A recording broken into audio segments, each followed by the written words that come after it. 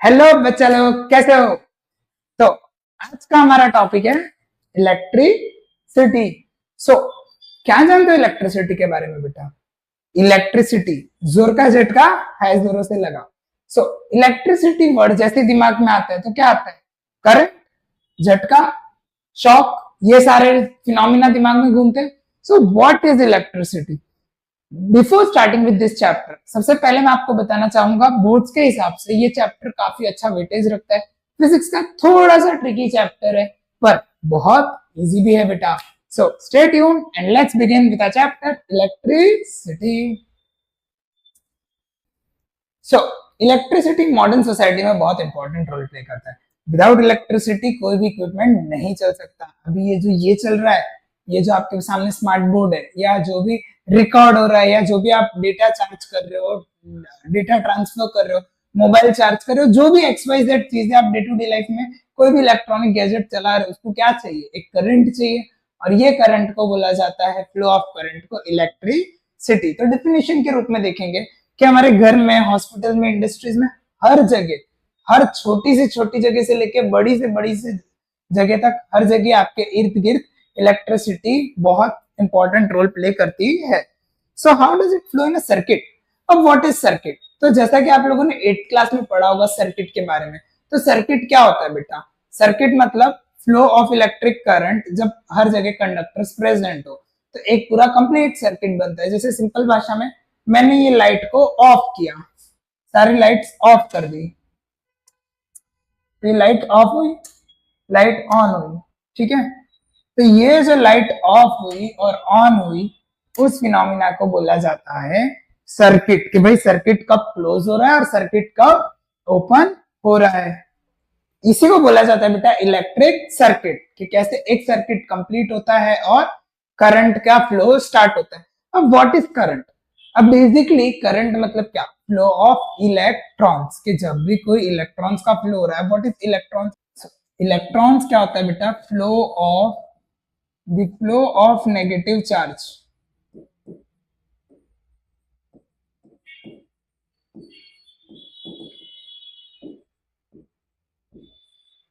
or electrons is called current. So what is current? The flow of negative charge is called as current. What is current? Flow of electron. And what is electricity? Flow of current over all. तो इसी flow of electrons को current बोला जाता है और ये flow of current को electricity बोलते हैं बेटा। अब इलेक्ट्रिक करंट और सर्किट के बारे में थोड़ा सा जानेंगे बेटा। सो इलेक्ट्रिक करंट मतलब क्या? इलेक्ट्रिक करंट मतलब क्या बेटा? फ्लो ऑफ इलेक्ट्रॉन्स, अभी जैसे कि बात की। सो what is electric current? Flow of electrons through any conductor. अब व्हाट इज कंडक्टर बेटा? तो कंडक्टर मतलब कि कोई भी ऐसे डिवाइसेस या कोई भी ऐसे सब्सटेंस जो इलेक्ट्रिसिटी कंडक्ट करे। जैसे सिंपल भाषा में अगर ये मेटल की पेन बोलूं और ये प्लास्टिक का रिमोट बोलूं, कौन करंट कैरी करेगा? तो metal is a good conductor of electricity. So what is electric current?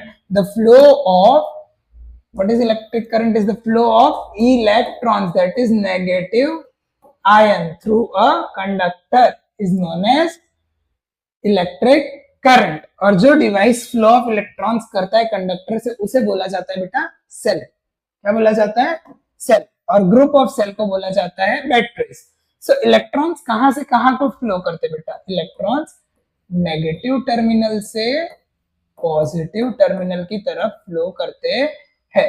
So what is the flow of electrons? Electrons flow from negative terminal to positive terminal और electric current flows from the positive terminal to the negative terminal. This is called as conventional current. ये exam point of view से बहुत important है। अब electron simple भाषा में याद रखो, इलेक्ट्रॉन्स कैसे चार्ज होते हैं? नेगेटिव, है ना? सो इलेक्ट्रॉन्स नेगेटिव है तो किसकी तरफ जाएंगे? पॉजिटिव की तरफ। तो इलेक्ट्रॉन्स का मूवमेंट कैसा है बेटा? Negative to positive. पर सेल में उल्टा हो जाता है। सेल अगर आप जब लगाओगे तो सेल को अगर सर्किट पूरा करना है तो वो कहां से शुरू होता है? पॉजिटिव से शुरू होगा और खत्म कहां को होगा? नेगेटिव को। और उसको कैसे सिंबलाइज करते हैं? This is positive and this is negative, आगे सिंबल्स पढ़ेंगे, तो वो शुरू पॉजिटिव से होता है एंड नेगेटिव पे होता है। तो सेल में positive to negative and the flow of electron is from negative to positive, और इस पूरे फ्लो को बोला जाता है कन्वेंशनल करंट बेटा। अब बात करेंगे इलेक्ट्रॉन्स की। तो इलेक्ट्रॉन्स क्या थे बेटा? सो electrons were not known at the time of, electrons नहीं पता था जब फिनोमेना ऑफ इलेक्ट्रिसिटी पहले डिस्कवर हुआ था, तब इलेक्ट्रॉन्स के बारे में नहीं पता था कि भाई करंट कैसे फ्लो हो रहा है, इलेक्ट्रॉन्स क्या है, इनके बारे में हमें नहीं पता था। So electric current was considered to the flow of positive charge. तो इलेक्ट्रिक करंट क्या सोचा जाता था कि पॉजिटिव चार्ज का फ्लो हो रहा है, और डायरेक्शन कैसा था? Positive charge was taken to the direction of electric current, और करंट को क्या माना गया था कि भाई करंट शुरू ही पॉजिटिव से होता है। और फिर कन्वेंशनली इलेक्ट्रिक सर्किट जब बनाया बेटा, तब पता चला कि इलेक्ट्रॉन्स नेगेटिवली चार्ज है। पहले हमें उसके बारे में इतना पता नहीं था कि भाई क्या तरह के चार्ज है, तो बाद में पता चला इलेक्ट्रॉन्स कैसे चार्ज थे बेटा, नेगेटिवली चार्ज थे। अब बात करेंगे इलेक्ट्रिक करंट कैसे एक्सप्रेस किया जाता है। अब आते हैं बेटा यहां से हमारे कुछ न्यूमेरिकल्स के टॉपिक। सो इलेक्ट्रिक करंट को डिनोट किया जाता है आई से, और इलेक्ट्रिक करंट की एसआई यूनिट है एम्पियर। तो यहां से हमारा मेन टॉपिक शुरू होता है बेटा, और यहीं से न्यूमेरिकल सबसे पहले अपने इलेक्ट्रिसिटी के स्टार्ट होते हैं। सो इलेक्ट्रिसिटी को आई से डिनोट करते हैं करंट को, क्यू से डिनोट करते हैं चार्ज को, और टी से डिनोट करते हैं टाइम को। So the flow of electric current per unit time, the flow of electric charge per unit time, यानी I is equals to Q upon T, where Q is charge, T is equals to time. The flow of charge per unit of time is known as electric current. अब यहाँ पे current का ऐसा unit हो जाता है बेटा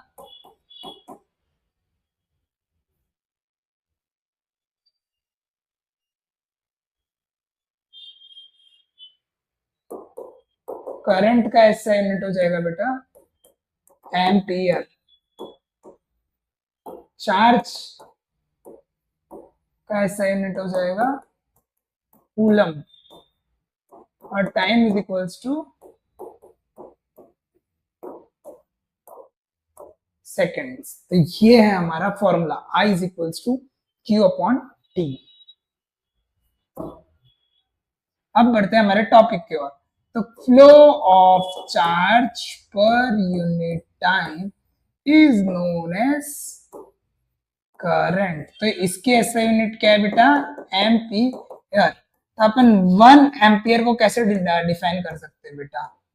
1 coulomb per second. तो यही है बेटा। तो the SI unit of electric charge is coulomb, which is equivalent to charge containing nearly 6 into 10 to the power 18 electrons। तो एक कूलम लगभग 6 into 10 to the power 18 electrons होता है पर सेकेंड। तो ये था हमारा इलेक्ट्रिक करंट का पहला फॉर्मूला, जो कि बोर्ड एग्जाम से भी बहुत इंपॉर्टेंट है बेटा। I is equals to Q upon T।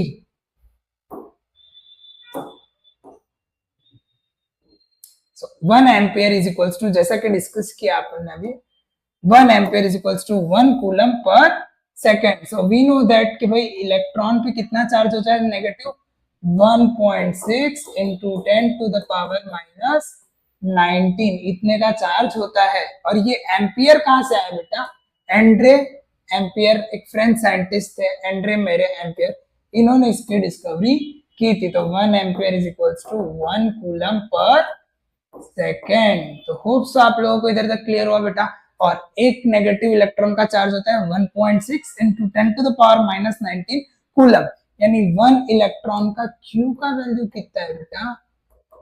1.6 into 10 to the power minus 19 coulomb. ये MCQ में आ सकता है बेटा। होप से आप लोगों को इधर तक समझ आया। तो पहला हमारा फॉर्मूला जो है I is equals to Q by T है, current is equals to charge upon time. ये हमारा एक figure shows the schematic diagram of a typical circuit comprising of a cell, an electric bulb and ammeter। अब आप लोगों को बता दूं तो ammeter क्या है बेटा?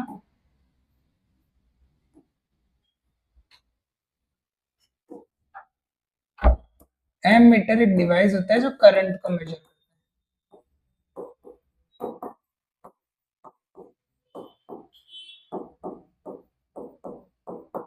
सो ये फिगर क्या शो कर रहा है, एक इलेक्ट्रिक सर्किट है जिसमें सेल है, इलेक्ट्रिक बल्ब है, एमीटर है और ये प्लग की है।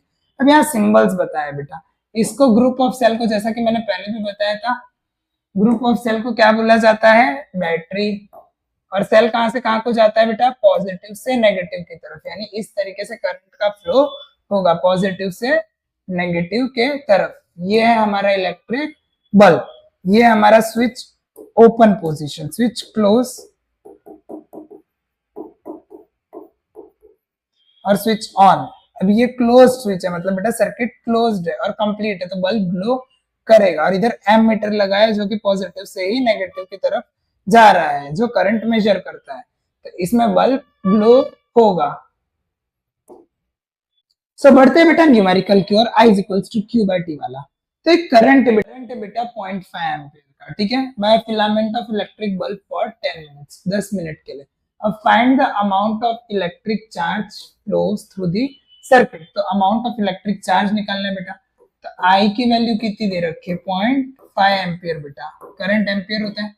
Q कितना है हमें निकालना है, और टाइम कितना है बेटा 10 मिनट्स। तो जब भी मिनट्स में तो उसको सेकंड में करेंगे, तो 10 इंटू 60 तो 600 सेकेंड्स। होप सो इधर तक समझ आया। एक मिनट में 60 होते तो 10 मिनट इंटू 60 तो 600 सेकेंड। अब I is equals to Q by T, तो Q is equals to I into T हो जाएगा बेटा। और I हमारा कितना है 0.5 और T कितना है हमारा 600।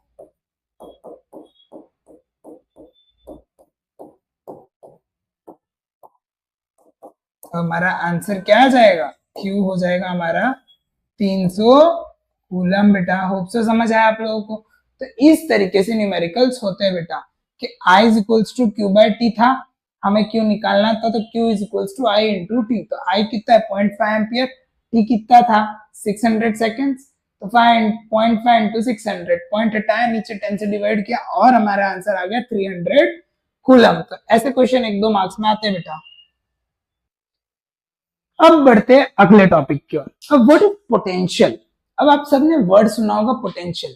अब पोटेंशियल मतलब कैपेबिलिटी है ना, आपके अंदर पोटेंशियल, आप करते नहीं हो, पोटेंशियल करते नहीं, तो वैसे ही इलेक्ट्रिक पोटेंशियल होता है बेटा। अब इलेक्ट्रॉन्स को मैंने आपको बोला कि करंट मतलब फ्लो ऑफ इलेक्ट्रॉन्स है ना, तो इलेक्ट्रॉन्स पे कोई फोर्स तो लगती नहीं है। जैसे मैंने कोई बॉल फेंका, वो नीचे आ रहा है, कौन से फोर्स के कारण, ग्रेविटेशनल फोर्स के कारण। मैंने ये टीवी को धक्का मारा, तो मैंने क्या किया, मस्कुलर फोर्स अप्लाई किया। पर इलेक्ट्रॉन्स का जो फ्लो होता है उसमें कोई तरह का एक्सटर्नल फोर्स लग नहीं रहा, तो इलेक्ट्रॉन्स फ्लो कैसे होते हैं। सो इलेक्ट्रॉन्स मैंने बोला था कहां से कहां को फ्लो होते हैं बेटा, इलेक्ट्रॉन्स कैसे चार्ज है, नेगेटिव, तो इलेक्ट्रॉन्स नेगेटिव से पॉजिटिव टर्मिनल की तरफ फ्लो होते हैं। तो ये नेगेटिव से पॉजिटिव टर्मिनल की तरफ फ्लो हो रहे हैं, तो इनके बीच में एक डिफरेंस आ रहा है एक जगह से दूसरी जगह, उस डिफरेंस को बोला जाता है पोटेंशियल डिफरेंस। सो डेफिनेशन के रूप में अगर बात करें तो इलेक्ट्रिक चार्ज डोंट मूव और flow with a metallic conductor within a metallic conductor such as copper wire unless an external force और पोटेंशियल डिफरेंस अप्लाई। तो एक डिफरेंस अप्लाई होता है जिसके कारण वो कंडक्टर में फ्लो होते हैं। अभी क्या चीज है, और ये केमिकल रिएक्शन सेल या बैटरी के अंदर पोटेंशियल डिफरेंस से ही होता है, which is present even when the cell is not supplying current. अगर करंट नहीं जा रहा तो भी मूवमेंट सेल में कैसे होता है, पॉजिटिव से नेगेटिव की तरफ, तो इसी मोमेंट को बोला जाता है पोटेंशियल डिफरेंस। अब उसको ऐसा यूनिट के रूप में पढ़े, सो जैसे सेल यूज होता है वो केमिकल एनर्जी को किसमें कन्वर्ट कर देता है, पोटेंशियल डिफरेंस में, कि भाई अब चार्ज को हमें क्या करवाना है, फ्लो करवाना है। इलेक्ट्रॉन्स आ रहा है नेगेटिव से पॉजिटिव की तरफ और चार्ज किस तरफ जा रहा है, पॉजिटिव से नेगेटिव की तरफ। तो इस तरीके से पूरा एक सर्किट खत्म हो रहा है बेटा। सो electric current through conducting circuit. So potential difference को सिंपल भाषा में बोले बेटा,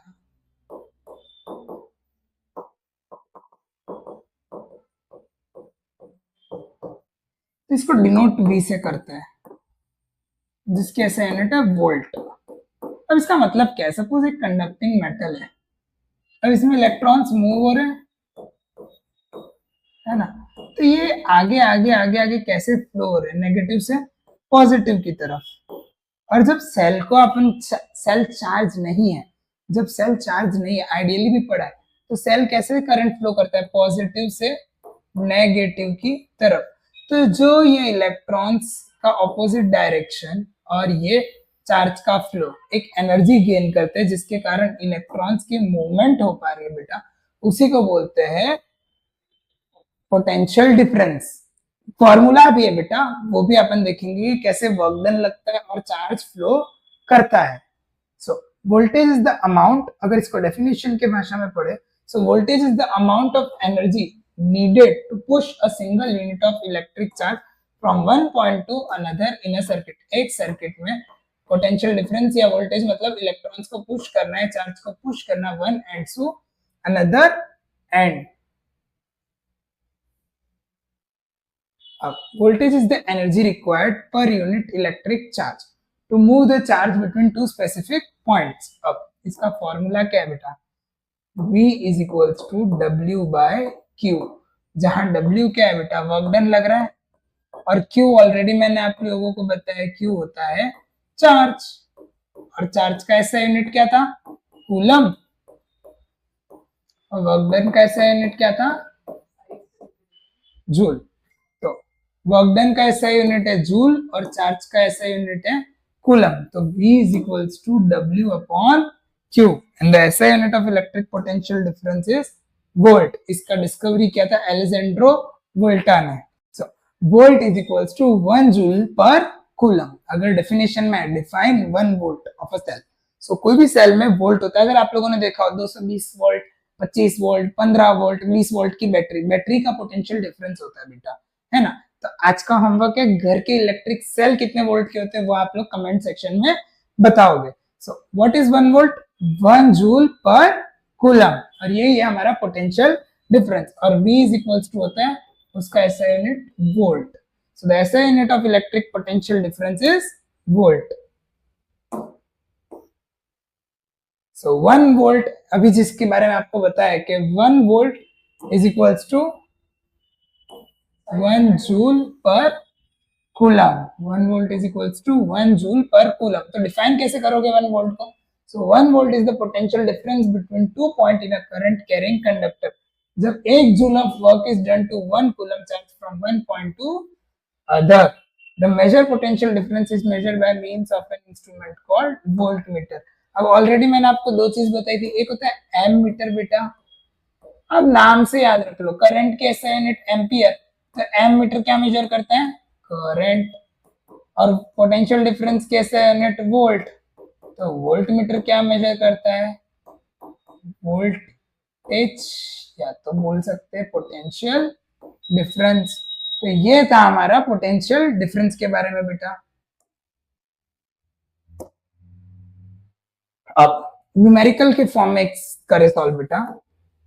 How much work is done in moving a charge of 2 coulomb across 2 points having a potential difference of 12 volt। तो पहले वैल्यूज लिखो कि कितना वर्क डन करना है, W is equals to question mark, और वोल्ट कितना दे रखा है, चार्ज कितना दे रखा है बेटा 2 कूलम, और पोटेंशियल डिफरेंस कितना दे रखा है 12 volt.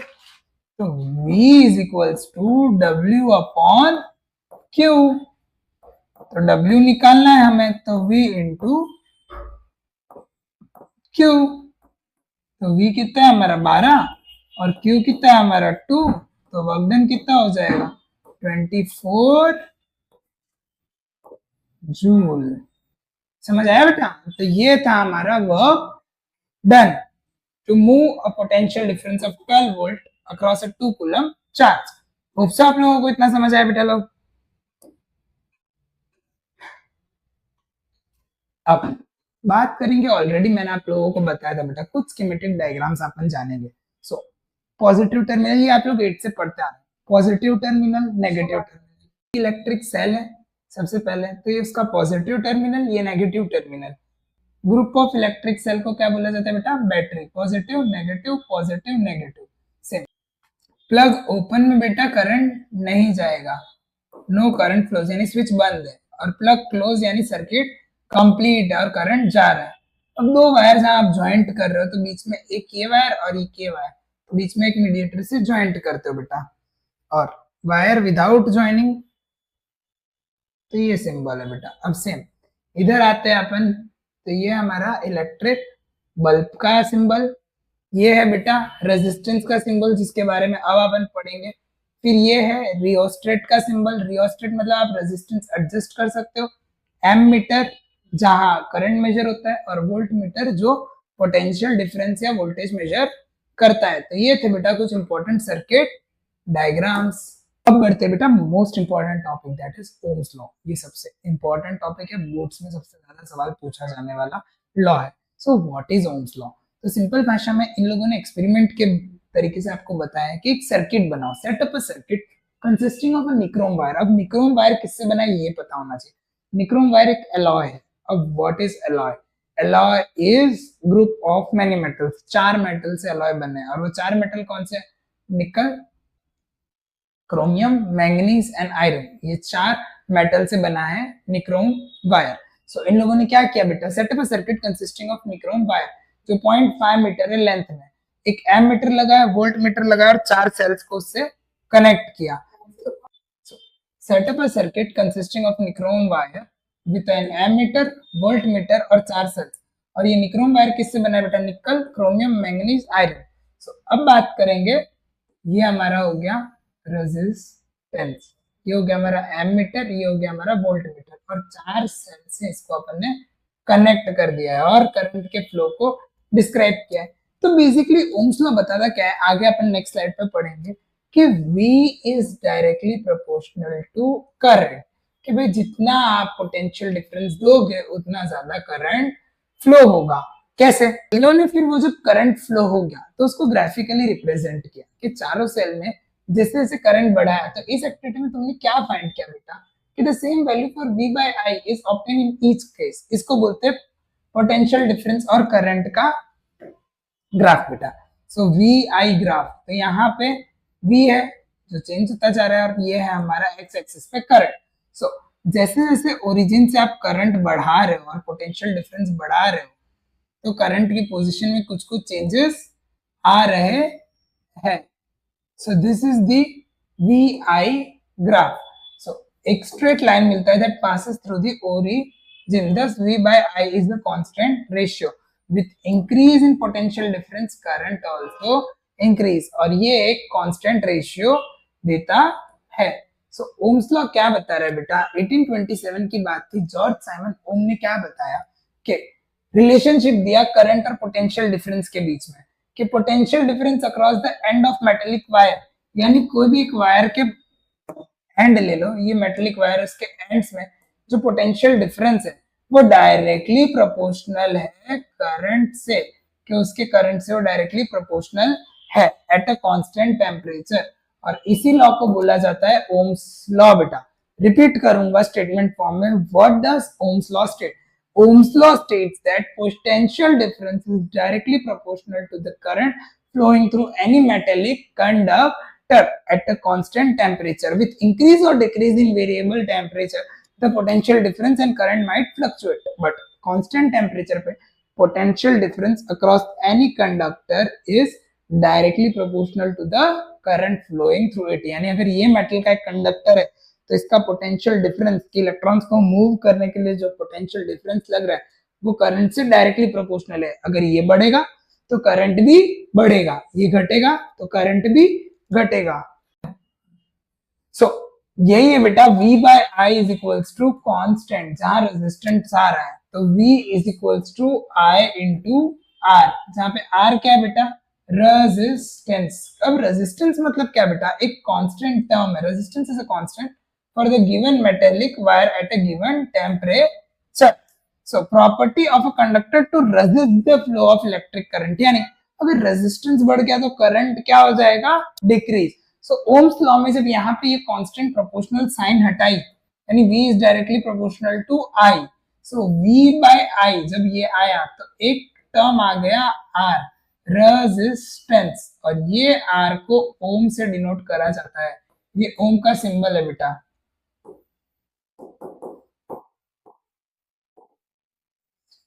V is equals to I into R, ये हमें फॉर्मूला मिल गया जब इधर V by I is equals to R था, तो V is equals to I into R भी एक फॉर्मूला मिल गया। या R is equals to V by I, यानी पोटेंशियल डिफरेंस बढ़ेगा तो रेजिस्टेंस बढ़ेगा, पर करंट क्या हो जाएगा, घट जाएगा। तो ये हमारा था Ohm's law. At a constant temperature V is directly proportional to I, और जब ये प्रोपोर्शनल सिंबल हटाए तो एक कांस्टेंट वैल्यू आई रेजिस्टेंस। अब रेजिस्टेंस मतलब रुकावट बेटा, करंट को रोकने की क्षमता, के रेजिस्ट करने की जो कैपेबिलिटी होती है उसी को बोला जाता है resistance. So according to Ohm's law क्या होता है, अब ओम्स लॉ की डेफिनेशन आती है, ओम की डेफिनेशन कि 1 ओम क्या होता है, तो 1 ओम मतलब R is equals to V by I, तो 1 ohm is equals to 1 volt per ampere. So 1 ohm is the potential difference in the current in 1 ampere. और ये इलेक्ट्रिकल रेजिस्टेंस स्पेसिफिकली डिजाइंड होता है ताकि करंट की limitation आ जाए। Resistance लगाया क्यों जाता है, हर डिवाइस में एक रेजिस्टर लगाया जाता है। रेजिस्टर मतलब क्या, एक मिनिमल अमाउंट का रेजिस्टेंस कि भाई इस डिवाइस में इतना ही करंट जाना चाहिए, इससे ज्यादा जाएगा तो वो डिवाइस पे डैमेज आ जाएगा बेटा। सिंपल भाषा में अपन सबको स्पीड में गाड़ी चलाना पसंद है, गाड़ी स्पीड में चले तो अच्छा लगता है, पर स्पीड ब्रेकर क्यों लगाया जाता है, ताकि एक्सीडेंट्स कम हो।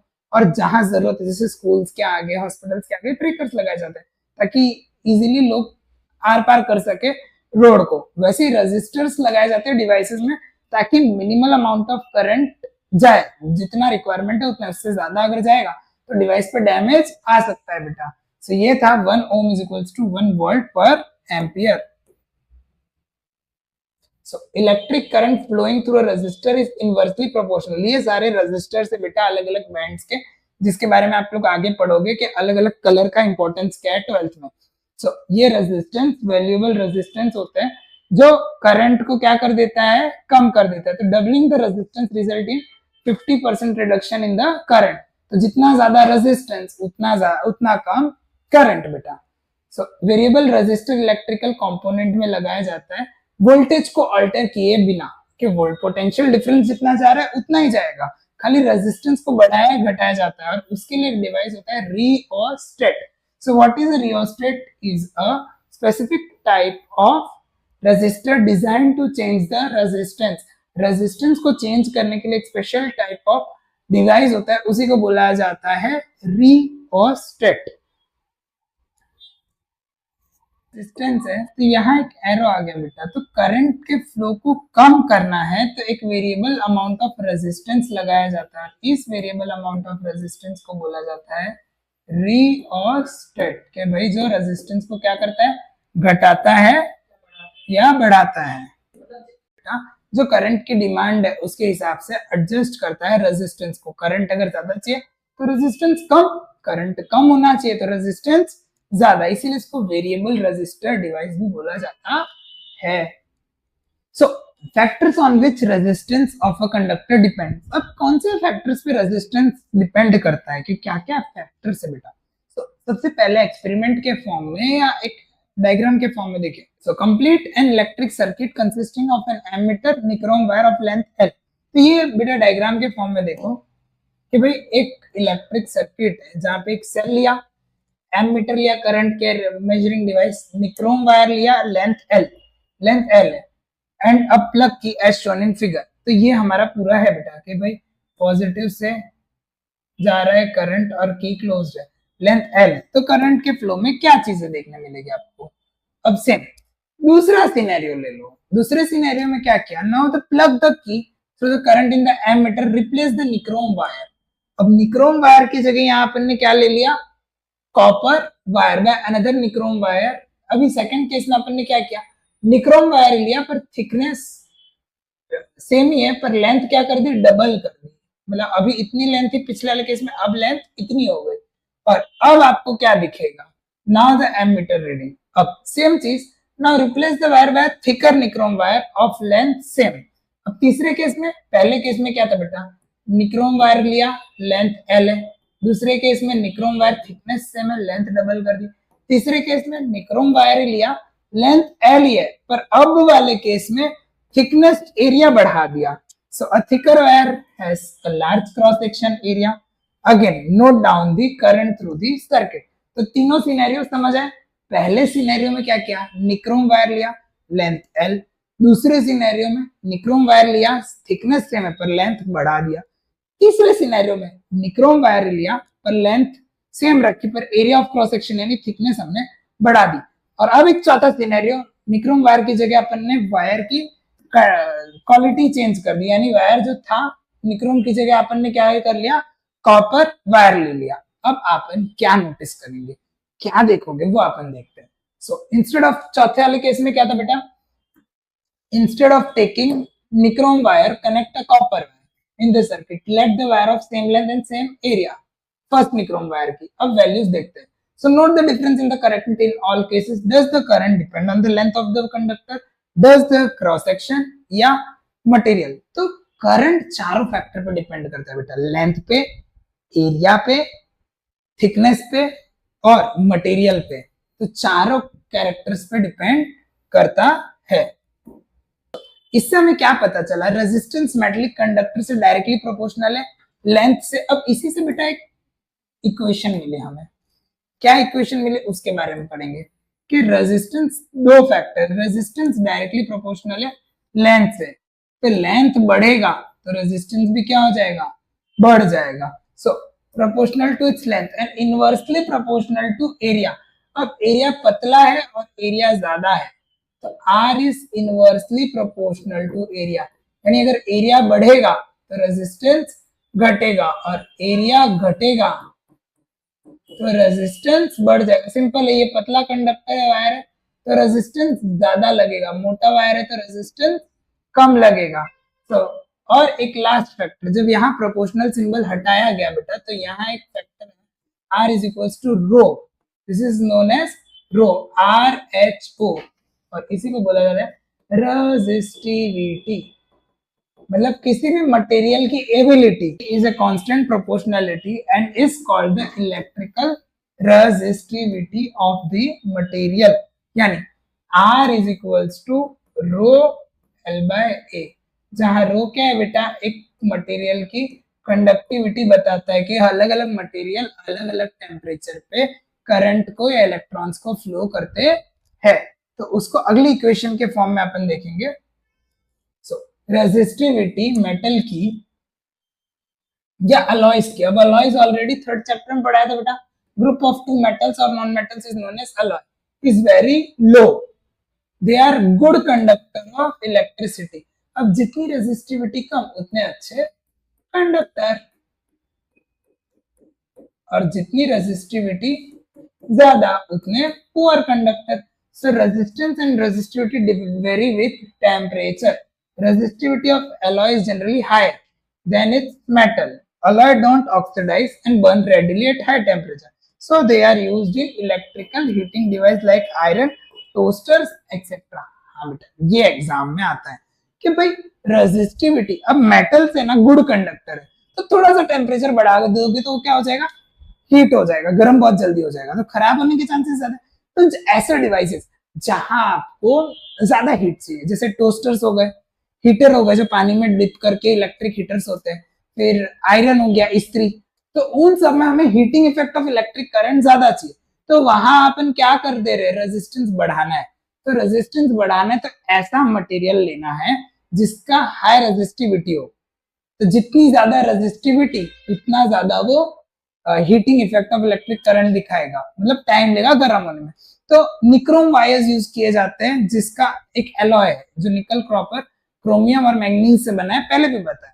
तो ये क्या करते हैं बेटा, इसमें कॉइलिंग भी ज्यादा दी जाती है, जितने नंबर ऑफ टन ज्यादा उतना ज्यादा हीटिंग बढ़ेगा। नंबर ऑफ कॉइल्स, जैसे अगर आप लोग हीटर में देखो तो कॉइल्स क्या हो जाते हैं, ज्यादा होते हैं, लेंथ भी डबल हो रही है, एरिया भी बढ़ जा रहा है और कॉइलिंग भी बढ़ जा रहा है, तो इससे मटेरियल ज्यादा हीट होने लगता है। फैक्टर से हम डिस्क्राइब कर सकते हैं heating effect of electric current, जो आगे अपन पढ़ेंगे। सो रेजिस्टिविटी इसीलिए इंपॉर्टेंट होती है कि भाई अलॉयज की रेजिस्टिविटी थोड़ी सी ज्यादा है और वो इसीलिए हाई हीटिंग डिवाइसेस में यूज होते हैं। सो जैसे जैसे आप कॉइलिंग कर रहे हो, नंबर ऑफ टर्न्स बढ़ा रहे हो, क्रॉस सेक्शनल एरिया भी बढ़ रहा है, तो एरिया भी बढ़ रहा है। रेजिस्टिविटी यानी बेटा एरिया पे डिपेंड करता है कि कैसा एरिया ऑफ क्रॉस सेक्शन अगर बढ़ गया तो रेजिस्टिविटी भी बढ़ जा रही। तो रेजिस्टिविटी एक एबिलिटी बेटा किसी भी मटेरियल की, तो इसीलिए अलॉयज वगैरह यूज किए जाते हैं जो मिक्सचर है दो मेटल्स या दो मेटल और नॉन मेटल के, जो high heating effect of electric current देते हैं। अब अलग अलग मेटल की अलग अलग रेजिस्टिविटी होती है बेटा। टंगस्टन की फिलामेंट पहले इलेक्ट्रिक बल्ब्स में यूज होती थी, कॉपर और एल्यूमिनियम इलेक्ट्रिक ट्रांसमिशन लाइंस में यूज होता है। तो टंगस्टन की रेजिस्टिविटी बहुत कम है, थोड़ा सा हीट मिला वो जल गया। तो अलग अलग मटेरियल की अलग अलग हीटिंग इफेक्ट या अलग अलग कैपेबिलिटी होती है। ये रहा बेटा। तो जैसे जैसे नीचे जाओगे, इंसुलेटर जरा भी कंडक्ट नहीं करते तो उनकी रेजिस्टिविटी बहुत है, वो करंट पास ही नहीं करते। तो अपने को अलॉयज तक रहना है। तो जहां हीटिंग इफेक्ट इलेक्ट्रिक करंट ज्यादा चाहिए वहां क्या यूज होता है बेटा, अलॉयज यूज होते हैं। और मोस्टली निक्रोम के वायर यूज होते हैं जो अच्छी रेजिस्टिविटी देते हैं और करंट को ज्यादा टाइम में हीट करने में मदद करते हैं। और ये सारे लो रेजिस्टिविटी वाले मेटल्स हैं जिसको थोड़ी सी हीट मिली तो ये गर्म हो जाते हैं बेटा। जितनी कम रेजिस्टिविटी बेटा वो इतने अच्छे इंस्ट्रूमेंट्स में नहीं यूज होते क्योंकि इनकी रेजिस्टिविटी कम है। सपोज ये दो वायर है बेटा, इसकी थिकनेस वायर दो मेटल्स है, ये एक निक्रोम मेटल का निक्रोम एलॉय का बना है और ये एक प्योर मेटल का बना है। अब इसको थोड़ी सी हीट मिली तो ये जल तो जाएगा, क्विकली रिस्पॉन्स दे देगा, पर देर तक गर्म भी नहीं रहेगा और ज्यादा हीट होने के कारण ये मेटल डैमेज भी हो सकता है या मेल्ट हो सकता है। वहीं ये अलॉय ज्यादा देर तक हीटिंग इफेक्ट मिलती रहेगी तो ये लॉन्ग टाइम तक चलता रहेगा। तो हाई टाइम टेकिंग है बेटा। अलॉयज देर से गर्म होते हैं पर देर तक गर्म रहते हैं, इसीलिए तो गीजर या आप लोगों ने हीटर देखा हो तो भले 5 से 10 मिनट लेते हैं गर्म होने में, पर उसके बाद पानी को काफी देर तक गर्म करते हैं। तो इसीलिए रेजिस्टिविटी जितनी ज्यादा वो अलॉयज यूज होते हैं। So, कुछ न्यूमेरिकल्स देखते हैं। हाउ मच क्वेश्चंस की और बेटा कि कितना करंट लगेगा इलेक्ट्रिक बल्ब को फ्रॉम अ 220 वोल्ट सोर्स अगर रेजिस्टेंस है बल्ब फिलामेंट का 1200 ओम। तो R इज इक्वल्स टू 1200 बेटा, V is equals to 220, I हमें नहीं पता, तो V is equals to IR, तो I is equals to V by R। V कितना है 220 और R कितना है 1200, 0 0 कट।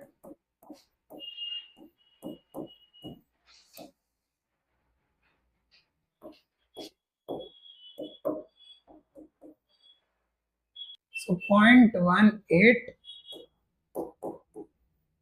एम्पीयर।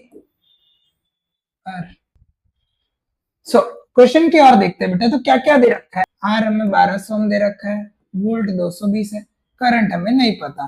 तो V is equals to I R, I is equals to V by R। तो सब्स्टिट्यूटिंग द वैल्यू 220 हमारा V है और R हमारा 1200 बेटा, 0 0 कट, 2 11 जा 260 जा, और जब 11 बाय 60 को डिवाइड करेंगे बेटा तो हमारा आंसर आएगा 0.18 एम्पियर। तो कितना करंट लगेगा, 0.18 एम्पियर लगेगा जब रेजिस्टेंस 1200 ओम है और वोल्ट 220 है। ये था हमारा ए केस। अब आते हैं बी केस पे। ओके, अब कितना करंट लगेगा जब V दे रखा है 220, R दे रखा है 1200, तो I कितना होगा। तो again V is equals to I R और I is equals to V by R। तो 0 0 कट और यहाँ पे आ गया 2.2, I is equals to 2.2 ampere. समझ आया बेटा। तो सेकंड केस पे 2.2 एम्पियर हमारा आंसर आएगा और फर्स्ट केस पे हमारा आंसर आया 0.18 एम्पियर। ठीक है बेटा, इधर तक क्लियर हुआ। Next, the potential difference between the terminal of electric heater is 60 volt. अब इलेक्ट्रिक हीटर के बीच में पोटेंशियल डिफरेंस कितना है। So, potential difference between terminal of electric heater is 60 volt, यानी V दे रखा है बेटा 60 volt. When it draws a current of 4 ampere from source, तो I कितना दे रखा है 4 ampere. What current will the heater draw if the potential difference is increased to 120? अब potential difference 120 हो गया तो करंट क्या होगा, है ना। तो पहले 60 था तो करंट था 4 एम्पियर, अब जब 120 हो जाएगा तो करंट क्या होगा? तो पहले के लिए अपन करंट निकाल लेते हैं। V is equals to I R, तो R is equals to V by I 60/4। तो रेजिस्टेंस पहले केस में कितना था? 15 ओम। जब पोटेंशियल डिफरेंस कितना था? 60 वोल्ट था, तो आर हमारा आया 15 ओम, है ना। फर्स्ट वाला। अब अगर V बढ़ गया, V क्या हो गया? 60 से 120, V डबल हो गया, तो R भी क्या हो जाएगा? अगर V 60 था तो R 15 आया। अब V 120 आया तो R कितना हो जाएगा? 30 ओम। अब हमें R मिल गया, तो अब अपने को करंट निकालना था 120 पे। अब हमको V हमें मिल गया, V हमारा हो गया 120, रेजिस्टेंस हो गया 30 ओम, डबल हुआ तो I निकालो। तो V is equals to I into R, I is equals to V by R। तो V कितना है अपना बेटा? 120, और R कितना है? 15। तो I कितना हो जाएगा? तो I कितना हो जाएगा बेटा? V by R। तो V कितना है अपना?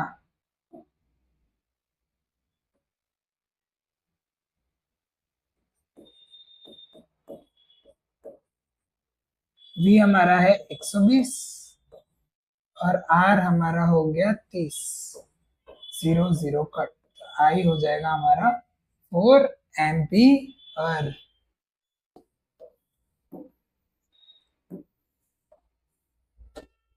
सो अब बेटा अपने क्वेश्चन की तरफ बढ़ते हैं कि भाई पोटेंशियल डिफरेंस दे रखा है, एक इलेक्ट्रिक हीटर है 60 वोल्ट, V दे रखा है 60 वोल्ट, और तब करंट कितना जा रहा है बेटा? 4 ampere. Okay, what current will heater draw if the potential difference is increase to 120 volt? अब V कितना हो गया? 120 वोल्ट हो गया। तो करंट कैसे आएगा?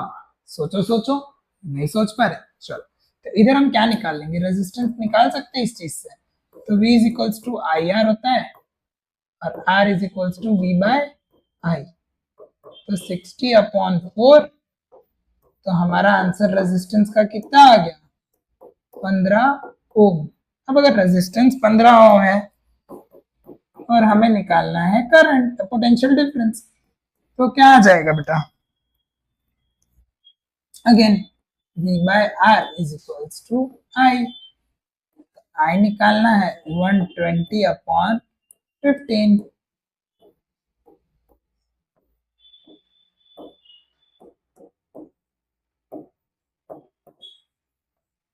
हमारा करंट कितना आ गया? 8 एम्पियर।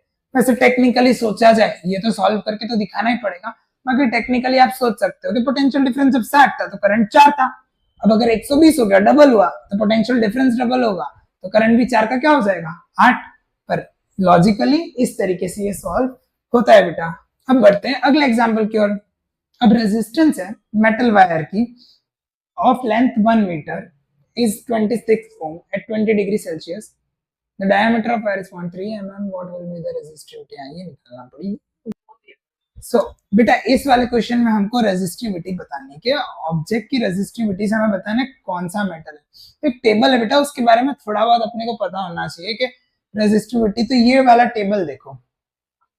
सो ये ऑब्जेक्ट की रेजिस्टिविटी का टेबल है। सो ये होता है बेटा अलग अलग अलॉयज का, मेटल्स का और इंसुलेटर्स का रेजिस्टिविटी का टेबल। तो इसके हिसाब से अपन अलग अलग मटेरियल की रेजिस्टिविटी जान सकते हैं।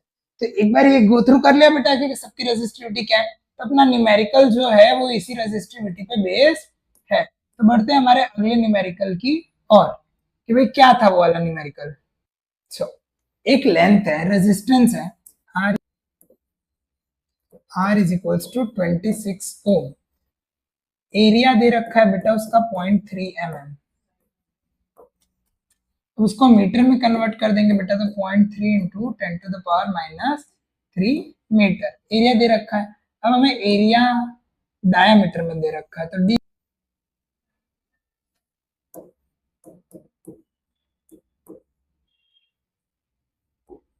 तो ये हमारा आंसर आ गया बेटा 0.5 इंटू 10⁻³ मीटर। ये हो गया हमारा एरिया बेटा। तो हमारा ए मिल गया अपने को कि भाई ये अपन ने कन्वर्ट किया, रेडियस मिला। अब अपन निकालेंगे एरिया। तो ए इज इक्वल्स टू होता है पाई आर स्क्वायर बेटा।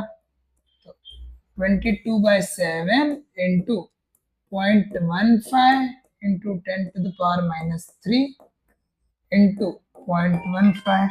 जब इसको सॉल्व किया बेटा तो हमारा आंसर कुछ यूं आया 7.07 इंटू 10⁻⁸ ये हमारा एरिया हो गया बेटा। अब हमें निकालना है रेजिस्टेंस। सो होप्स आप लोगों को इधर तक क्लियर हुआ। So R is equals to 26 ohm. Radius अपन ने डायमीटर दे रखा है, उसको रेडियस में कन्वर्ट किया बेटा और एरिया निकाला। अब एरिया हमारा आ गया 7.07 इंटू 10⁻⁸। अब हमें निकालना है रेजिस्टिविटी। तो रेजिस्टिविटी का फॉर्मूला क्या आ जाएगा बेटा? Again R is equals to rho L by A। तो rho is equals to R into A upon L। तो rho is equals to R कितना था बेटा? 26 ओम। एरिया कितना है अपना? 7.07 इंटू 10⁻⁸ और लेंथ कितनी दे रखी है अपने को? 1 मीटर।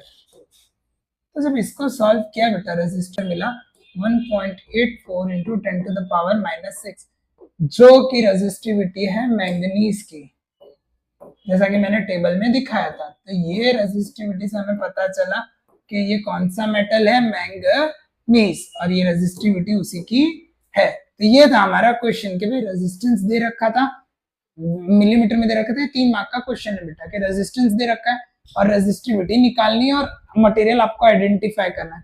तो टेबल को या तो वो लोग कंफ्यूज करने के लिए साइड में दे रखेंगे या तो थोड़ा सा ट्रिकी बनाने के लिए। तो आपको थोड़े से टेबल याद रहने चाहिए कि लमसम में किसके नजदीक का अमाउंट है। तो मैंने टेबल दिखाया था बेटा, एक बार फिर से दिखाओ टेबल। बढ़ते हैं अगले क्वेश्चन की ओर। एक वायर है बेटा जिसका लेंथ है L, एरिया है, एरिया ऑफ क्रॉस सेक्शन है A और रेजिस्टेंस है 4 ओम। तो R is equal to rho L by A। What would be the resistance of another wire of same material if having length L by 2 and area of cross section is 2A? तो अब length कितना ले लो बेटा? L by 2 और area of cross section क्या ले लो? 2A। तो denominator का डिनोमिनेटर मल्टीप्लीकेशन में चला गया। So L by 2 into 2A rho R क्या होगा? तो R is equals to 2 rho L। तो रेजिस्टेंस 4 ओम ही रहेगा क्योंकि लेंथ आपने हाफ कर दिया पर एरिया ऑफ क्रॉस सेक्शन बढ़ा दिया। तो एरिया ऑफ क्रॉस सेक्शन बढ़ गया और लेंथ हाफ हो गया। रेजिस्टेंस सेम का सेम ही रहेगा, रो L बाय A। तो R इज इक्वल्स टू हमारा रहेगा 4 ओम। अब रेजिस्टर्स क्या होते हैं? तो अगर वो सीरीज में कनेक्टेड है यानी R1, R2, R3 तो वो सीरीज हो गए बेटा। और अगर पैरेलल में है यानी before coming on to resistors बेटा, अभी तक अपन ने पढ़ा कि भाई रेजिस्टेंस क्या है? V is equals to I R, तो R is equals to V by I। अब सिंपल है, ये एक रेजिस्टर है, ये एक रेजिस्टर है, सारे रेजिस्टर मैंने एक चेन फॉर्म में लगा दिया, उसको बोला जाता है सीरीज रेजिस्टेंस। और रेजिस्टेंस ऊपर नीचे लगाया यानी अलग अलग बैटरी से अलग अलग रेजिस्टेंस को कनेक्ट किया तो उसको बोलते हैं पैरेलल रेजिस्टेंस। अब सीरीज और पैरेलल में सबसे बड़ी अच्छी चीज और बुरी चीज क्या है? सीरीज वाले में अगर एक रेजिस्टर यहाँ रुक गया तो आगे करंट का सप्लाई नहीं होगा। तो सिंपल भाषा में अगर दिवाली की लाइटिंग उसको सीरीज बोली जाती है। एक भी बल्ब फ्यूज हो गया बेटा तो आगे करंट नहीं जाता, इसलिए सारे बल्ब क्या हो जाते हैं? खराब हो जाते हैं। तो वही चीज है बेटा कि रेजिस्टेंस अगर एक दूसरे के साथ कनेक्टेड है सीरीज में, तो करंट प्लस होता जा रहा है, पर पैरेलल में वो अपॉन अपॉन में जाएगा कि भाई एक पोटेंशियल डिफरेंस अलग है, दूसरे का पोटेंशियल डिफरेंस अलग अलग वेरिएबल रेजिस्टेंस लग रहा है। तो न्यूमेरिकल्स के फॉर्म में और एक्सपेरिमेंट के फॉर्म में अपन देखते हैं। सो कनेक्ट 3 रेजिस्टर्स, ये क्या बताना चाह रहे बेटा रेजिस्टेंस के बारे में कि भाई 3 रेजिस्टेंस लो R1, R2 और R3 और उसको अटैच कर दो 6 वोल्ट बैटरी से, यानी R1 plus R2 plus R3 उसको अटैच कर दो 6 वोल्ट की बैटरी से along with an ammeter and plug key, और वहां पे प्लग की लगा दो। Note the ammeter reading when ammeter is placed at different position, और एमीटर की रीडिंग पढ़ लो बेटा। सो क्या मिलेगा आपको, ये हमें क्या बताता है सीरीज कॉम्बिनेशन में सर्किट और रेजिस्टेंस के बारे में हमें। अब सेम इसमें क्या करो बेटा, वोल्ट मीटर भी लगा दो across point X and Y at the end of the series combination of 3 resistor and note the potential difference, और पोटेंशियल डिफरेंस मेजर करो। So then the measure potential difference terminal of the battery and compare the two readings, और volt meter लगा के भी आप reading compare कर लो। तो अगले सिनेरियो में अपने को फर्स्ट, सेकंड और थर्ड रेजिस्टर में क्या मिलेगा वो अपन देखते हैं। सीरीज इक्वेशन में क्या है बेटा, इन लोगों ने क्या किया, कोई भी एक वोल्ट की बैटरी ली V, उस पर 3 रेजिस्टेंस को क्या किया बेटा R1, R2, R3 3 नाम दे दो। तो हमें पता है V इज इक्वल्स टू क्या होता है IR, तो पोटेंशियल वोल्टेज कांस्टेंट है, तीनों का करंट कितना होगा, तो I1 R1 I2 R2 और I3 R3। तो ये हो गया हमारा सीरीज में कि भाई जब भी कोई भी ऑब्जेक्ट सीरीज में रहेगा तो V is equals to IR रहेगा, और जितने रेजिस्टेंस है R1 R2 ये सारे लगते जाएंगे अगर करंट सेम है, और अगर करंट भी डिफर कर रहा है तो करंट भी एड ऑन करते जाएंगे। अब हम इसके लिए न्यूमेरिकल सॉल्व करेंगे बेटा। सो एक इलेक्ट्रिक लैंप है बेटा जिसका रेजिस्टेंस है 20 ओम, और उसको एक कंडक्टर से कनेक्ट किया है, रेजिस्टेंस है 4 ओम, तो 3 रेजिस्टेंस दे रखे हैं, 20 ओम रेजिस्टेंस, 4 ओम रेजिस्टेंस को 6 वोल्ट की बैटरी से कनेक्टेड किया। ये रहा 4 ओम का रेजिस्टेंस, ठीक है, और 20 ohm resistance. The total resistance of the circuit और current flowing through the circuit और पोटेंशियल डिफरेंस यानी VIR निकालना है। तो इसका सॉल्यूशन करते हैं। तो रेजिस्टेंस कितना दे रखा है बेटा, पहले वाले केस में 20 ओम, और दूसरे कंडक्टर का रेजिस्टेंस कितना दे रखा है 4 ओम, और किसमें कनेक्ट किया गया है सीरीज में बेटा। तो टोटल रेजिस्टेंस क्या हो जाएगा 20 प्लस 4 यानी 24 ओम, ठीक है। अब टोटल पोटेंशियल डिफरेंस 6 वोल्ट का है और करंट निकालना है, तो I is equals to V by R, तो 6/24।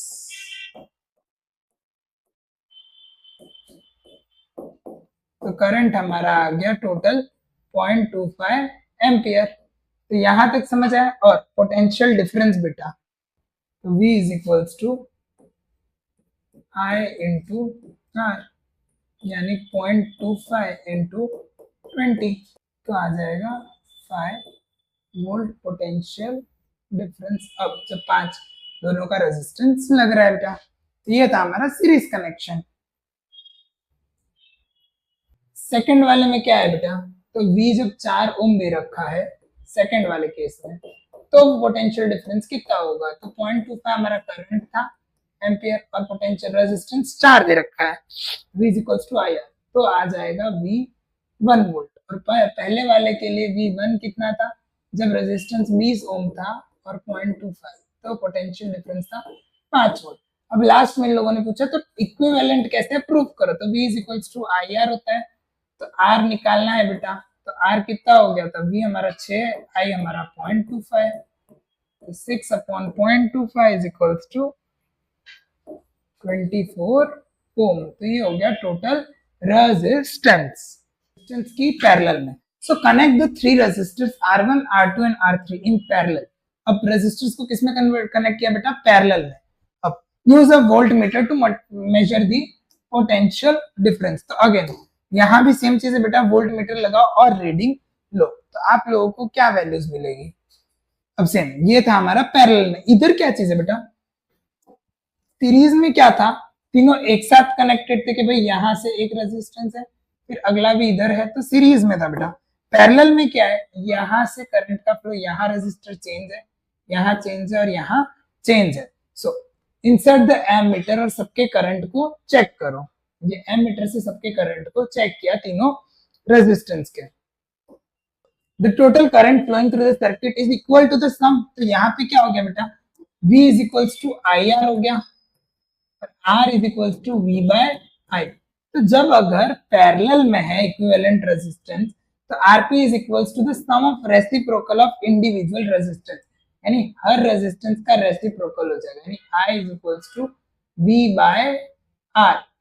तो पैरेलल में आरपी को अपन क्या बोल सकते हैं बेटा, 1 upon R1 plus 1 upon R2 plus 1 upon R3। जितने रेजिस्टर्स लगे हो पैरेलल में वो रेसिप्रोकल हो जाएंगे। तो ये था हमारा I is equals to V by R1 V by R2 V by R3। तो ये था हमारा पैरेलल का बेटा। सीरीज जो नॉर्मली अपने घरों में जो दिवाली की लाइट्स वगैरह है, जहाँ कम करंट चाहिए, बहुत सारे रेजिस्टर्स को कनेक्ट करके यूज किया। पर घरों में, रूम्स में जो लगते हैं बेटा, या जो घरों में जो रेजिस्टर्स लगते हैं वो पैरेलल में कनेक्टेड रहते बेटा, ताकि एक रूम की भी अगर लाइट गई या कहीं भी एक जगह प्रॉब्लम आया तो करंट का फ्लो बाकी स्विच बोर्ड्स में बंद नहीं होगा। उसी के बेसिस पे एक न्यूमेरिकल बेटा एक सर्किट डायग्राम दे रखा है अगली स्लाइड पे, जहाँ R1 R2 R3 तीन रेजिस्टेंस दे रखे हैं, 5 ओम, 10 ओम, 30 ओम, अब respectively connected to a battery of 12 volt. Calculate the current through each resistance. हर रेजिस्टेंस का करंट निकालना है, टोटल करंट निकालना है और टोटल सर्किट का रेजिस्टेंस निकालना है। तो चलिए ये वाला न्यूमेरिकल कर लेते हैं। सबसे पहले R1 R2 R3 पैरेलल में कनेक्टेड है बेटा, R1 R2 R3 पैरेलल में connected. The potential difference across the battery is 12 volt. So the current through R is equals to V by R. I is equals to V by R होता है। तो पहले वाले case में बेटा जब resistance 5 ओम है तो I1 कितना हो जाएगा जब रेजिस्टेंस R1 है, तो पोटेंशियल डिफरेंस हमारा कितना है, 12 अपॉन 5। हमारा पहला I1 आ जाएगा 2.4 एम्पियर जब रेजिस्टेंस 5 था। दूसरा वाला केस बेटा जब रेजिस्टेंस था 10 तो आ जाएगा 1.2 एम्पियर। जब I3, जब पोटेंशियल डिफरेंस 12 है और रेजिस्टेंस 30 है,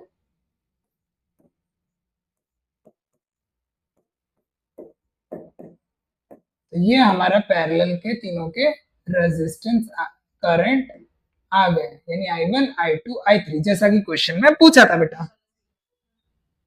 अब उन्होंने क्या पूछा था, टोटल करंट। तो तीनों वैल्यूज का अपन ने क्या किया बेटा, प्लस कर दिया कि भाई तीनों वैल्यूज को प्लस किया, 2.4 प्लस 0.12 प्लस 1.4, 4 एम्पियर हमारा टोटल करंट आ गया। और रेजिस्टेंस निकालना, तो रेजिस्टेंस पैरेलल में जब भी होता है तो क्या होता है बेटा, 1 upon R1 plus 1 upon R2 plus 1 upon R3, 1 upon RP ये होता है बेटा। तो 1 upon 5 plus 1 upon 10 plus 1 upon 30, यानी तो एलसीएम ले लेंगे 5, 10 और 30 का बेटा। तो हमारा एलसीएम कितना आ गया, 30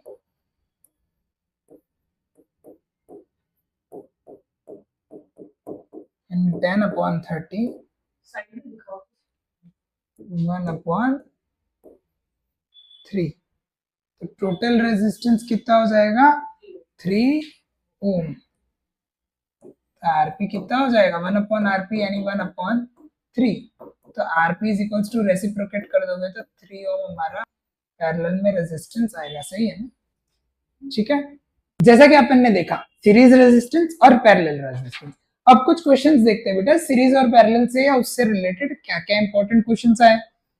पहला क्वेश्चन है, why is fuse wire thin and made up of low melting material। अब बेटा फ्यूज, अगला टॉपिक अपना heating effect of electric current जब पढ़ेंगे तो बताऊंगा, पर अभी जानते हैं हर अप्लायंस के अंदर एक फ्यूज लगा रहता है और एक मेन फ्यूज होता है। फ्यूज उड़ जाना यानी इलेक्ट्रिक करंट उस सब्सटेंस का ब्रेक इवन पॉइंट। तो घरों में पहले फ्यूज लगे रहते थे। फ्यूज मतलब क्या बेटा, पतले वायर से लगे रहेंगे। तो फ्यूज क्या रहेंगे, अगर पतले वायर से बने रहेंगे फ्यूज तो क्या होगा, जरा सा हीट मिला, ओवरलोड अगर हुआ करंट का तो वो वायर मेल्ट हो जाएगा और करंट को आगे फ्लो नहीं होने देगा। इसीलिए अगर पतला मेल्टिंग पॉइंट का वायर रहेगा तभी तो अच्छा है। अगर एलॉय यूज कर लेंगे तो खूब सारा करंट जाता रहेगा जाता रहेगा जाता रहेगा, तो शॉर्ट सर्किट होने के भी चांसेस है। इसीलिए फ्यूज को थिन मटेरियल से बनाया जाता है। बात करेंगे wire appliances connected in parallel in domestic circuit. अब डोमेस्टिक सर्किट बेटा, ये देख रहे हो कितनी बार आया ये क्वेश्चन, 2015 में, 17 में, 20 में, 23 में। अभी क्या है, इस साल से न्यू सीबीएसई पैटर्न में काफी कॉन्सेप्चुअल क्वेश्चन आ रहे हैं। सिर्फ सीबीएसई नहीं, स्टेट बोर्ड्स में भी दिन ब दिन थोड़ा सा लेवल एडवांस हो रहा है बेटा, क्योंकि काफी चैप्टर्स कट शॉर्ट कर दिए गए। तो बेटा थोड़ा सा दिमाग लगाना है आपको। जैसे सिंपल है, मैंने क्या बोला था, सीरीज में अगर एक भी जगह पे ब्रेक आ गया रजिस्टर में तो आगे करंट का फ्लो नहीं होगा। पर पैरेलल में ऐसा नहीं है। पैरेलल में क्या है बेटा, कनेक्शन अलग अलग रेजिस्टर्स अलग अलग फ्लो में जाते हैं। 1/Rp is equals to 1/R1 plus 1/R2 plus 1/R3। तो अलग अलग रेजिस्टर्स अलग अलग डायरेक्शन में जा रहे हैं, तो उसको बोलते हैं पैरेलल रेजिस्टेंस। इधर तक क्लियर हुआ। तो सीरीज में तो ब्रेक इवन हो जाएगा, तो आगे करंट का फ्लो नहीं होगा, जबकि पैरेलल में आगे करंट का फ्लो होगा। तो ये डिफरेंस था सीरीज रेजिस्टेंस और पैरेलल रेजिस्टेंस का। इसीलिए अगर आपके एक सॉकेट में अगर सर्किट में ब्रेक आया भी करंट के फ्लो का, तो आगे हर जगह फ्लो जा सके, इसीलिए कौन सा हमें लगाया जाता है डोमेस्टिक सर्किट में, पैरेलल। इसीलिए उससे बेसिस पे मैं अगर आपको डिसएडवांटेजेस बताऊं तो सीरीज सर्किट के डिसएडवांटेजेस क्या है बेटा, current remains the same throughout series circuit, current same ही रहता है। जैसे एक इलेक्ट्रिक बल्ब को आपने लगाया, connect an electric bulb and electric heater in series because they require different amount of current. क्या बताया बेटा, बल्ब को अलग करंट चाहिए, हीटर को अलग करंट चाहिए। अब दो में से किसी एक को अगर ज्यादा करंट मिल गया, जैसे सपोज बल्ब में ज्यादा करंट आ गया, तो बल्ब क्या हो जाएगा, फ्यूज हो जाएगा। और अगर बल्ब जितना ही करंट दिया तो हीटर वर्क ही नहीं करेगा। तो इस तरीके से सीरीज इतना यूजफुल नहीं है डोमेस्टिक सर्किट में बेटा, मिनिमल जगह पे सीरीज लगाया जाता है।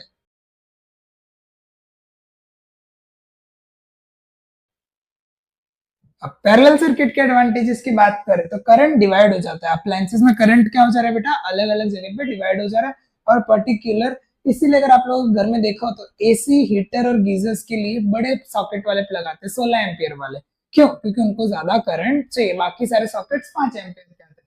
तो टोटल रेजिस्टेंस डिवाइड हो जाता है ताकि हर जो भी इलेक्ट्रॉनिक गैजेट या सब्सटेंस अपने हिसाब से वर्क कर सके। तो बेसिकली देखो, ये सीरीज था बेटा, एक भी फ्यूज हुआ तो आगे बल्ब ग्लो करना बंद कर देगा। पर पैरेलल में ऐसा नहीं, पैरेलल में एक भी अगर आगे ब्रेक हुआ तो बाकी सारे बल्ब भी ग्लो होंगे, जबकि सीरीज में ऐसा नहीं है बेटा।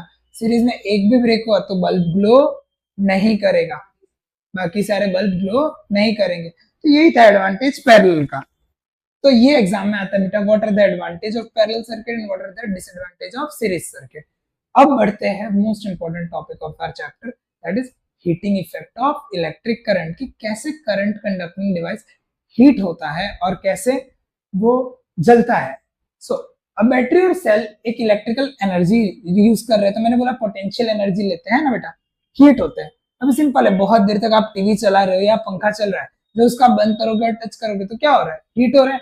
यानी इलेक्ट्रिकल एनर्जी तो मिल रही है किसी भी सोर्स को, पर बदले में वो कोई ना कोई तो एनर्जी रिलीज कर रहा है, और वो जो एनर्जी रिलीज कर रहा है वो कौन सी एनर्जी है, हीटिंग एनर्जी। सो इसको डेफिनेशन की भाषा में देखें, सो बैटरी और cell is a source of electrical energy. इन्होंने बैटरी को एनर्जी दिया which provides the potential difference, और जिसके कारण इलेक्ट्रॉन मूव हुए और रेजिस्टेंस के साथ साथ करंट का आगे फ्लो हुआ। But a part of electrical energy supplied by the source is converted into useful work while the remaining energy is dissipated as heat energy. For example, an electric fan becomes on when used for long time. जैसा कि मैंने आपको बताया, अभी battery है, जैसे simple है, fan को क्या मिल रहा है, करंट मिल रहा है।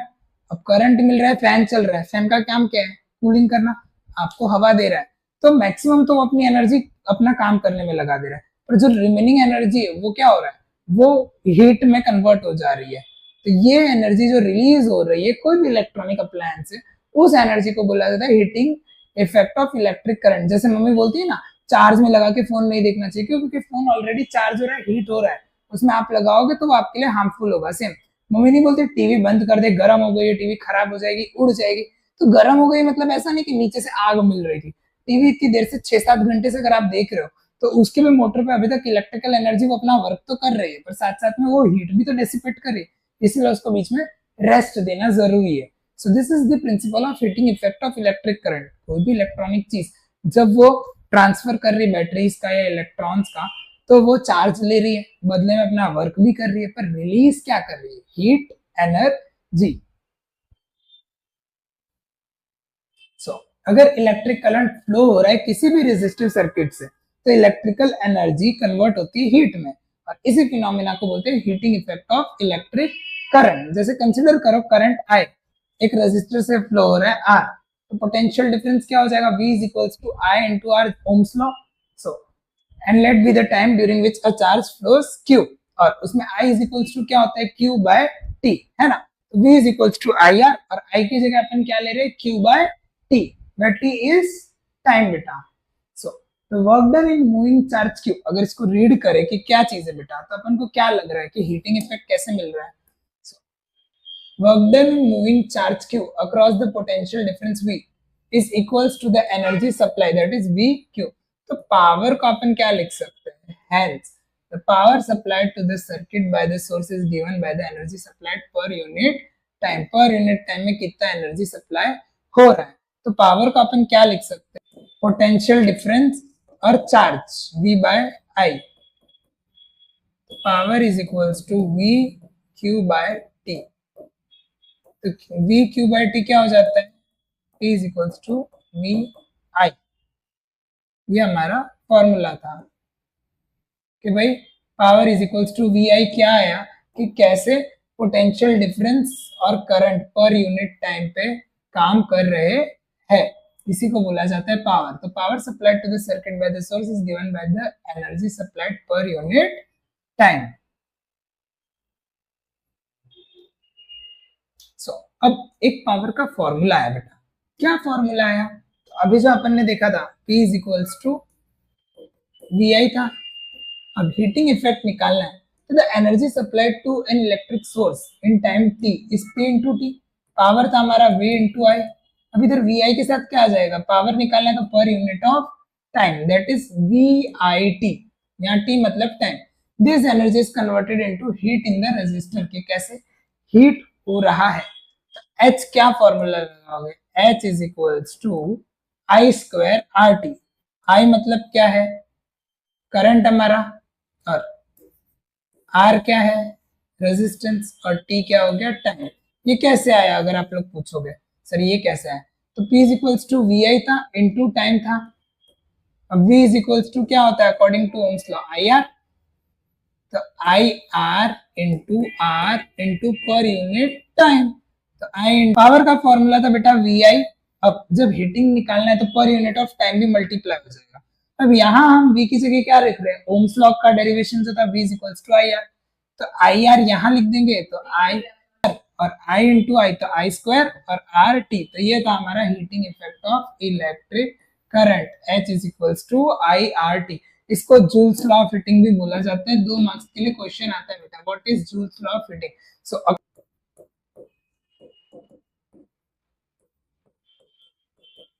अब हमें पता था बेटा power is equals to V I है। जब हीटिंग इफेक्ट निकालना है तो क्या कर देंगे? वी आई इंटू टाइम, पर टाइम कितना हो रहा है। तो यहाँ पे हमारा क्या आ जाएगा? Heating effect. वी की जगह अपन ने ओम्स लॉ लगा दिया, तो H is equals to I R into I into T. तो H is equals to I square R T, और यही है Joule's law. So according to this law the heat produced in a resistor is directly proportional to the square of current flowing through it। तो joules law क्या है? जितना ज्यादा current flow होगा उतना ज्यादा कोई भी इलेक्ट्रॉनिक सब्सटेंस हीट होगा। इसी को बोला जाता है जूल्स लॉ ऑफ हीटिंग। एक बार फिर से रीडिंग करेंगे ये क्या है बेटा कि जूल्स लॉ में क्या बता रहे हैं? हीट प्रोड्यूस इन रेजिस्टर, किसी भी रेजिस्टर डिवाइस में हीट जो प्रोड्यूस हो रहा है वो डायरेक्टली प्रोपोर्शनल है square of it current. So the time for which the current flows, thus H is equals to I square RT। तो ये हमें फॉर्मूला मिल गया H is equals to I square RT। So practical situations में क्या होता है, जब इलेक्ट्रिकल अप्लायंस कनेक्ट होता है किसी भी वोल्टेज सोर्स से, सो अब वो रिलेशन क्या बताता है, I is equals to V R, Joule's law of heating का डेरिवेशन।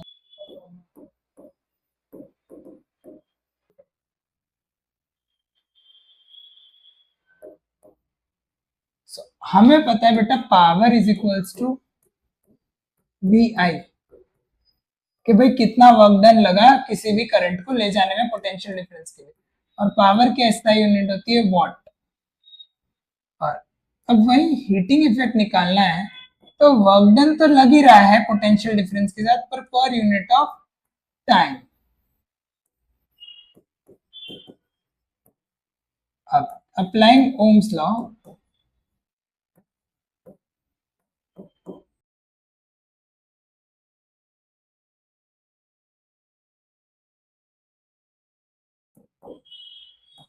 अप्लाइंग ओम्स लॉ, तो V इज इक्वल्स टू क्या होता है, आई आर।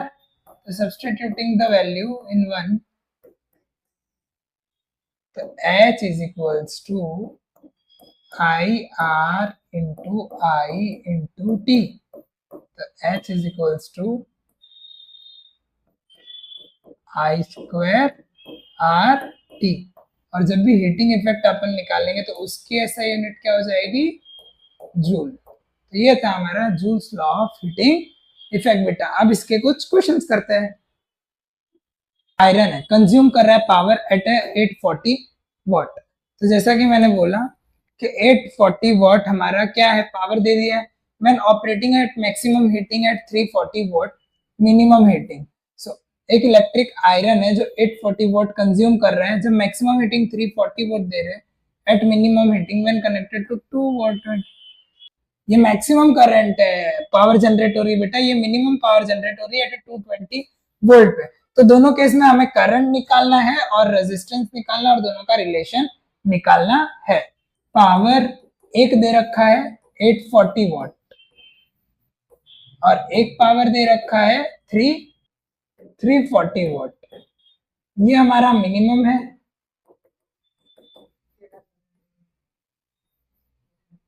ये हमारा मैक्सिमम है, और दोनों का पोटेंशियल डिफरेंस कितना दे रखा है बेटा, 220 वोल्ट।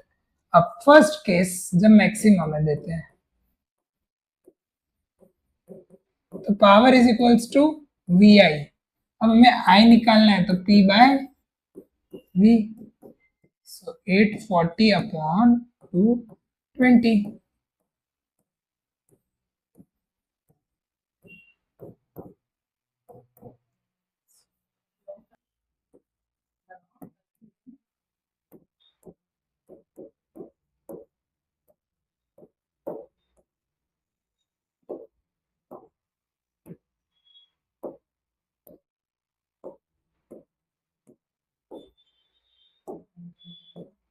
अपन ने क्या लिया बेटा, power is equals to V I, I is equals to P by V.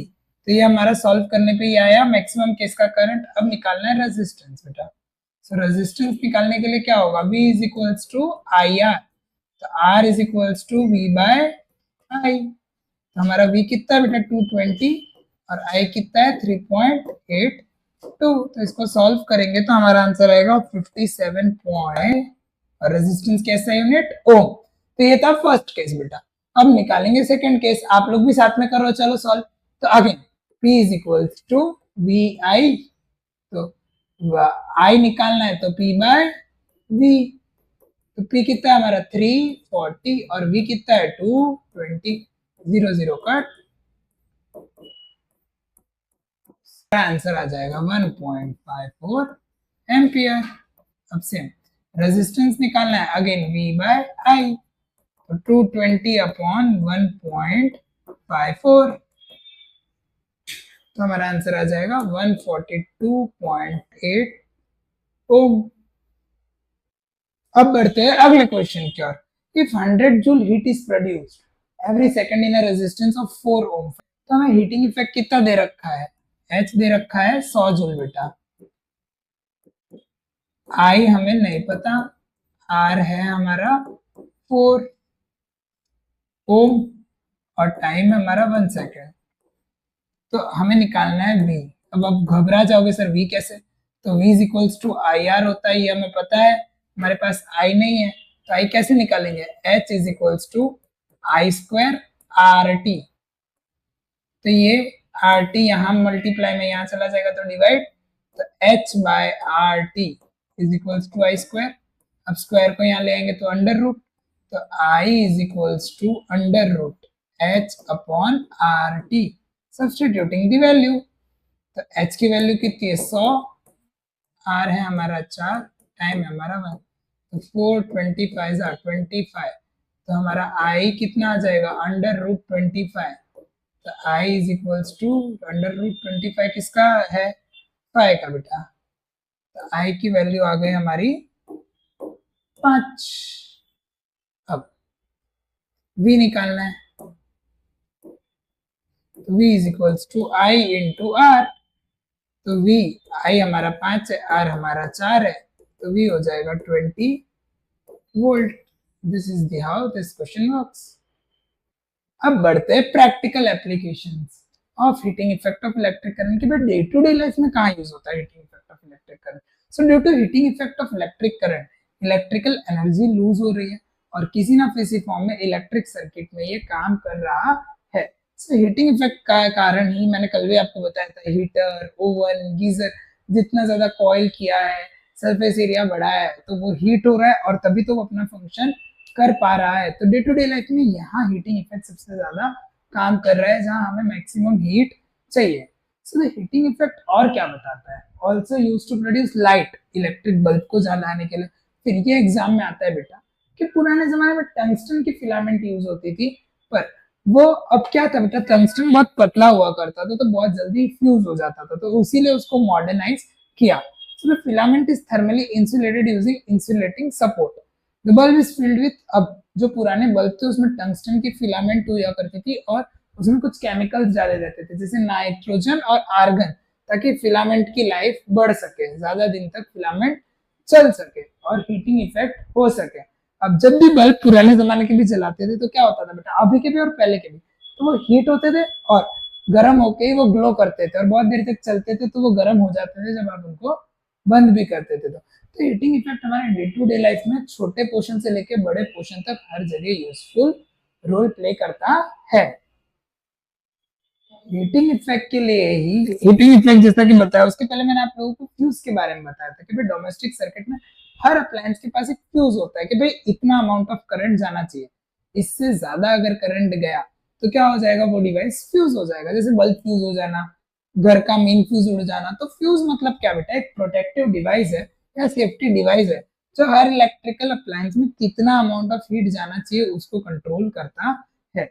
सो वो एक थिन वायर से बना है या एलॉय से बना है पतला, कि भाई इससे ज्यादा हीट गया तो वो मेल्ट हो जाएगा और आगे करंट फ्लो होने नहीं देगा।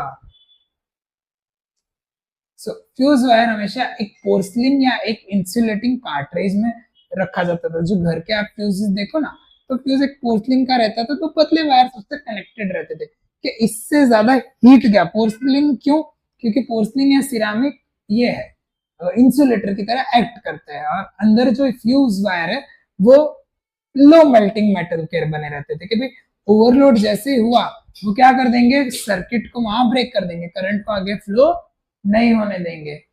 उसी के बेसिस पे कॉमनली अलग अलग एम्पियर के फ्यूज होते थे, 1 एम्पियर 2 एम्पियर 5 एम्पियर 10 एम्पियर, इस तरीके से फ्यूज वर्क करते थे। अब 1 वॉट इज इक्वल्स टू, अब P is equals to VI होता है बेटा।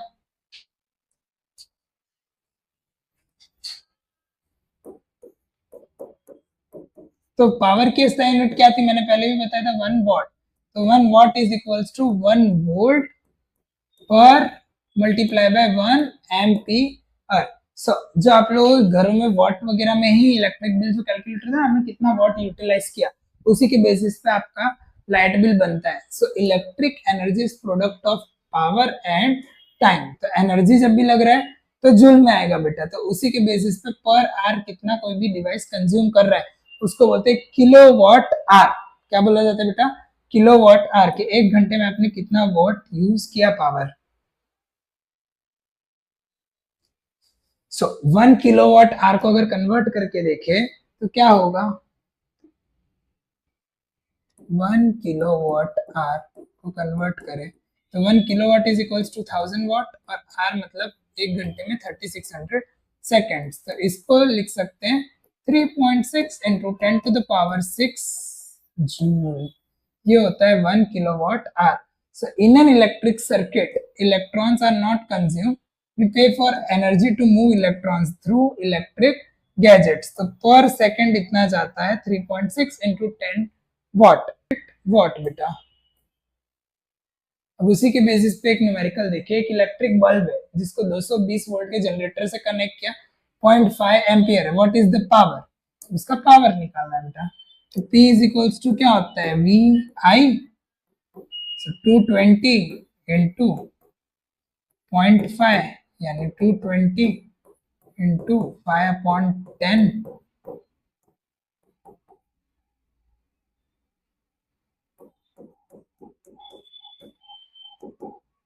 110 वाट हमारा इसका पावर आ जाएगा बेटा।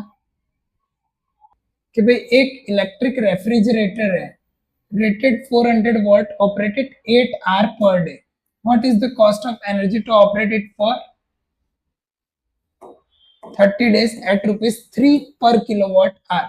So पावर ले रहे हैं बेटा 400 वाट। अब हम सबसे पहले इसको किलोवाट में कर देंगे, तो 400 डिवाइड बाय 1000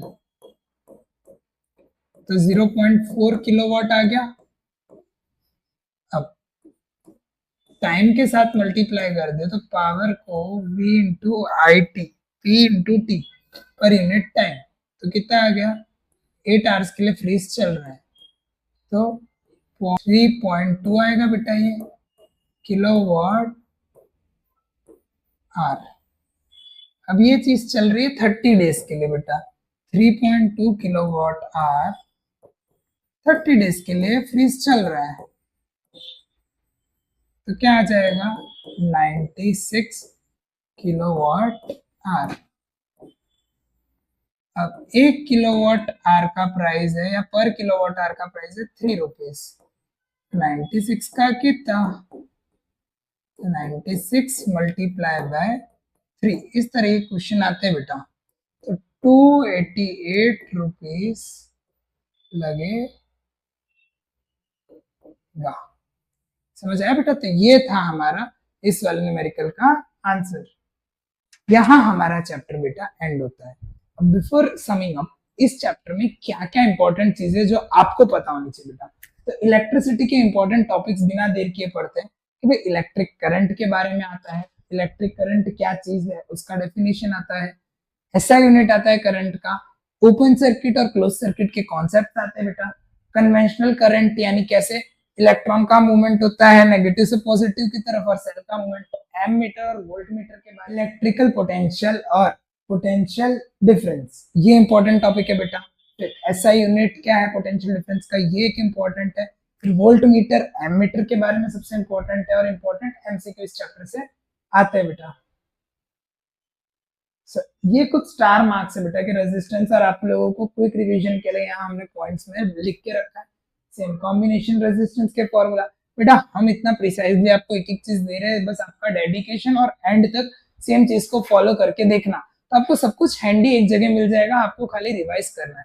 तो बेटा स्टे मोटिवेटेड, वर्क हार्ड, तभी चीजें हो पाएंगी, वरना बाकी हर चैप्टर वाइज का हमने डॉक्यूमेंट फॉर्म में लिंक हमारे ड्राइव की लिंक डिस्क्रिप्शन बॉक्स में डाल रखी है। हमारा टेलीग्राम चैनल भी है, वहां आपको सारे नोट्स प्रोवाइड कर दिए जाएंगे। बस आपका थोड़ा सा सपोर्ट बेटा, थोड़ा सा वर्क हार्ड, आपका एक फॉलो बटन और पूरा व्यू के साथ हम मिलते हैं अगले चैप्टर के बारे में, जो कि है magnetic effect of electric current.